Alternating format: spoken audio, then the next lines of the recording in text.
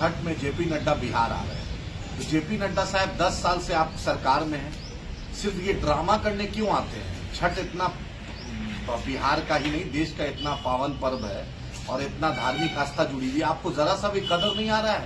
सूरत station, Gujarat के स्टेशनों में आनंद विहार स्टेशन, दिल्ली का जो स्टेशन सब है और बॉम्बे में जो छठ के लोग जो छठ मनाने बिहार और झारखंड और यूपी और बंगाल आना चाहते, कितनी तकलीफ उन्होंने देखी है।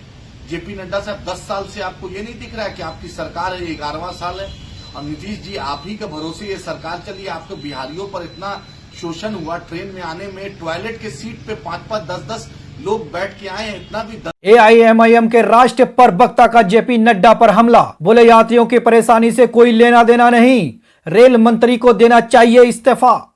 एआईएमआईएम के राष्ट्रीय प्रवक्ता आदिल हसन ने रेल मंत्री और विमान मंत्रालय द्वारा छठ महोत्सव के दौरान यात्रियों को हुई दिक्कत को लेकर बीजेपी पर जमकर निशाना साधा है। इस दौरान राष्ट्रीय प्रवक्ता आदिल हसन ने जेपी नड्डा पर निशाना साधा।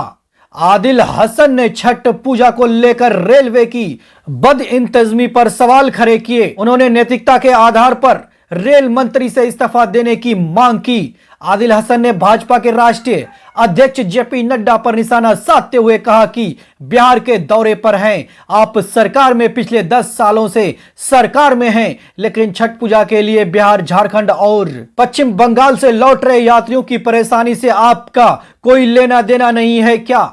एक तरफ यात्री ट्रेनों की लेट लाफी से परेशान है तो दूसरी तरफ महिला यात्री और बच्चों को लेकर ट्रेन में चढ़ना मुश्किल हो गया है।